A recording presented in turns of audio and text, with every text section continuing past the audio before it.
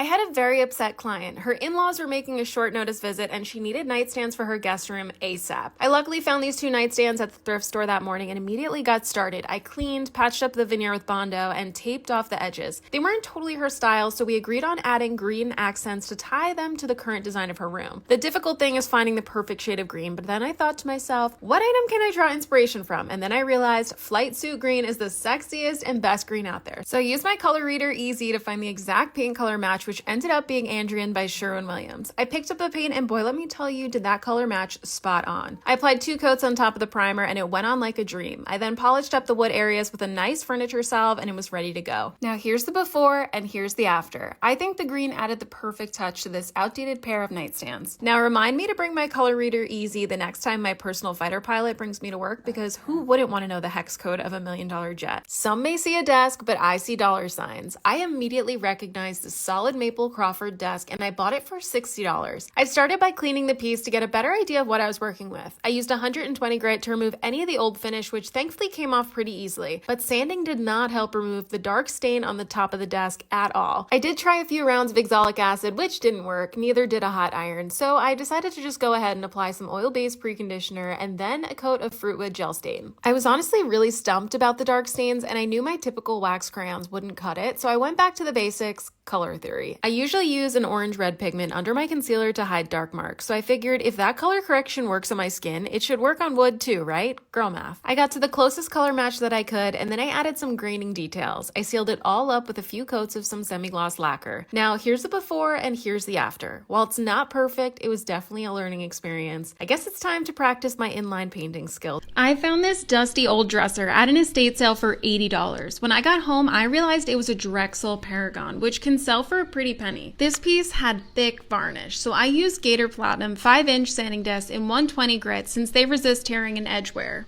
I then began to work my way up to 220 grit. Once I got most of the finish off, I used Gator Micro Zip all-purpose detail sanding block kit. Its ergonomic design allowed for comfort while allowing me to get into these hard-to-reach corners. I then applied Varathane Premium Fast Dry Wood Stain in the color Kona, which happened to be the perfect match to the original color of the dresser. This was amazing because the drawers were in good condition, so I never had to touch those. This stain dried so fast and had such a rich color that I only needed 1 coat. I then used Gator Hook and Loop Hand Block Kit with 180 grit to comfortably hand sand the surface to prep for my top coat, which is Varathane's water-based polyurethane in matte. As a reminder, here's the before and here's the after.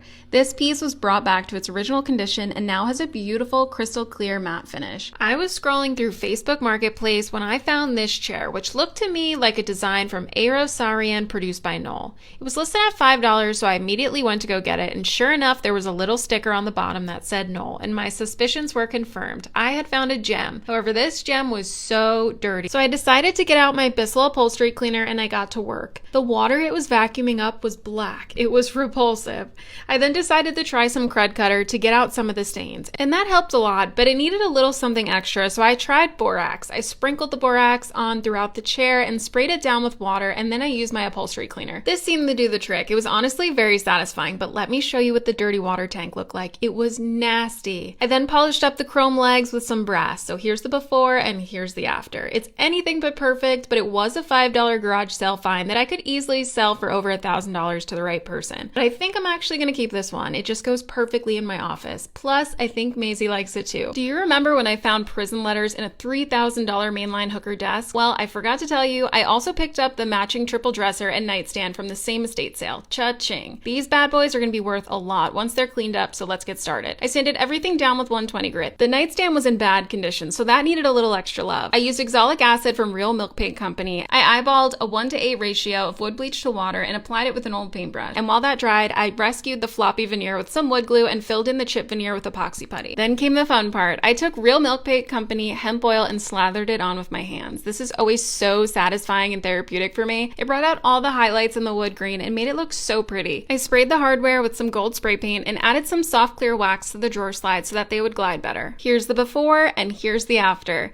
I am dying over the contrasting base and body of this dresser. dresser. It's like definition of mid-century modern. The wood grain is just delicious. And before you ask, I didn't find any letters in these pieces. My student loan payment just unexpectedly went from $90 a month to $1,100. So my goal is to flip this $25 buffet for profit so I can make this month's payment. I gave it a good clean and I removed the hardware with my Hart screwdriver, and I started removing the finish with a carbide scraper because the old varnish was so thick. Once I removed most of the varnish, I used my Hart orbital sander with 120 grit to remove anything I missed. I'm about to blow your mind with this pro tip, so listen carefully. I took my Hart drill driver and I put the screw leg in it like I would with the drill bit. I held 100 grit sandpaper in my hand and I let that baby work its magic. Each leg was sanded in less than 60 seconds. Pro tip number 2, always use a Hart multi-tool to sand all the hard to reach places. Next step might be controversial, but I decided to go with a tan wash using a 1:2 ratio of paint and water. I need this piece to sell fast so that I can pay my bills, so I'm catering to my local market, and that local market loves a good tan wash. Once that dried, I applied a water-based polyurethane to seal, because remember, if I were to use a typical oil finish, it would darken the wood, and we don't want that. So you're not going to be able to unsee this, but doesn't the original hardware look like a sad face? I decided to spray paint them black and switch up the placement. Now, as a reminder, here's where we started, and here's the final product. It's no longer a sad face, but a happy face instead, and I actually really enjoy the contrasting black hardware and tan wash maple. I drove 3 hours to buy a dresser full of panties. I won it via an auction for $120. I was definitely taken by surprise when I found an entire drawer full of undies and socks, some of which didn't look very clean. But I saw potential in this burled oak piece, so I sanitized it really well and got to work. I scraped off the old finish and I sanded and sanded and sanded some more. I used epoxy putty to repair the chip veneer and I re-glued some of the wood support. I installed new angled leg mounts and began applying painter's tape. Yup, you heard that right. I'm gonna paint using Fusion cast iron. I strategically painted to add a little bit of funk, including the tips of the new longer legs I'm about to install. I also mixed up a custom color to conceal the veneer repairs I made earlier. I then sealed it all up with matte water-based polyurethane. I decided to go with water-based over oil because I didn't want to darken the wood. And after a few coats of poly, the transformation was complete. Here's the before and here's the after. This one is definitely funky and I love it. The longer legs brought it from an awkward height of 24 inches to a standard dresser height of 31 inches, which truly made a difference. And don't worry, I did refinish the top shelf as well. I can't decide what I like better though, with or without the shelf. Here's how I ruined this $4,000 Haywood Wakefield vanity. I bought this vanity off of Facebook Marketplace for $200. Haywood Wakefield furniture is extremely expensive because it's made of solid birch. I scraped, sanded, and did about 10 rounds of wood bleach, which only helped a little bit. Haywood Wakefield stains are very hard to replicate, but after a bit of research, I decided to go with Old Masters gel stain in the color Fruitwood. I was really nervous about this because birch never absorbs stain well, and sure enough, it came out awful.